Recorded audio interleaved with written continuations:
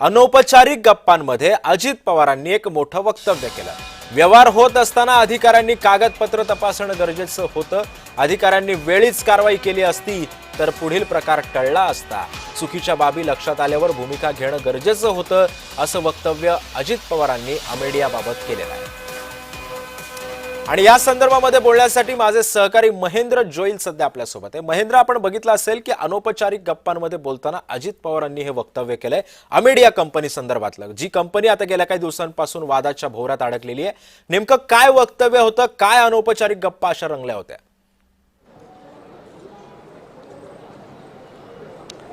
नक्कीच सिद्धेश, आज सकाळी सुयोग या ठिकाणी जे सिव्हिल लाईन्स नागपूर या ठिकाणी अजित पवारांनी पत्रकारांची अनौपचारिक चर्चा केली। त्याबरोबर मीडियाबाबत ही जी आहे ती चर्चा झाली। आणि रायगडमधील जो वाद आहे शिवसेना आणि राष्ट्रवादीतला, याबद्दल हा कुठेतरी वाद थांबायला हवा म्हणून एकंदरीत दोन्ही म्हणजे भरत गोगावले असतील आणि सुनील तटकरे असतील यांच्या मधले जे वाद आहेत ते कुठेतरी थांबायला हवले। कारण एकमेकांवरती टीका अप्रत्यक्ष टीका करतायत, काही नाही काय वाद पाहायला मिळत आहेत। निवडणुकीत देखील जिल्हा आता मागे झालेल्या पाहायला मिळाले। आणि त्याचबरोबर या प्रकरणी म्हणजे अजित पवारांनी जे ती या प्रकरणी एक बैठक घेतली होती। त्यामध्ये भरत गोगावले आणि उदय सामंत हे स्वतः त्या बैठकीत उपस्थित होते। आणि एकंदरीत दोन्ही पक्षाकडून संबंध ताणले जाऊ नयेत, तुटू नयेत अशी अपेक्षा आहे ती अजित पवारांनी व्यक्त केली। आणि